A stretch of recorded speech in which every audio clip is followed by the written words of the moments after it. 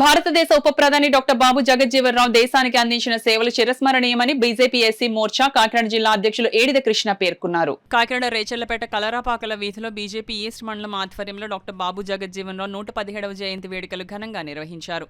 తొలుత బీజేపీ నాయకులు ఏడిద కృష్ణ జగజ్జీవన్ రావు విగ్రహానికి పుష్పాంజలిని ఘటించి నివాళులర్పించారు. అదేవిధంగా బీజేపీ నాయకులు కార్యకర్తలు బాబు జగజ్జీవన్ రామ్కి పుష్పాంజలిని ఘటించారు. ఈ సందర్భంగా ఏడిద కృష్ణ మాట్లాడుతూ ప్రముఖ స్వాతంత్ర సమరయోధులు దళిత జనోద్ధారకుడు డాక్టర్ బాబు జగజ్జీవన్ రావు సేవలను దేశ ప్రజలు ఎన్నటికీ మరవలేరన్నారు.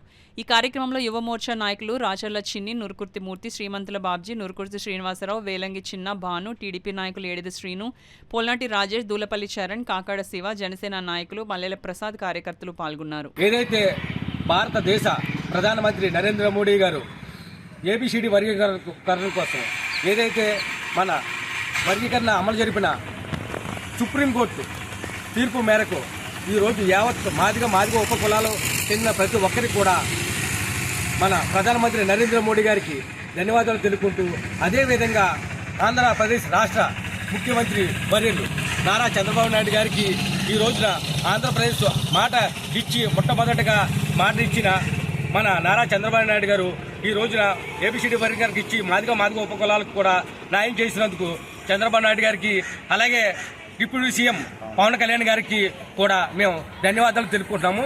ఈ రోజున ఈ కార్యక్రమానికి వచ్చిన ప్రతి ఒక్కరికి కూడా జనసేన, టీడీపీ కూటమి సభ్యులందరికీ కూడా ఈరోజు మాదిగ కులాల తరపు నుంచి డాక్టర్ బాబు జగన్ రావు జయంతి సందర్భంగా శుభాకాంక్షలు తెలుపుతున్నాం. అందరికీ ధన్యవాదాలు.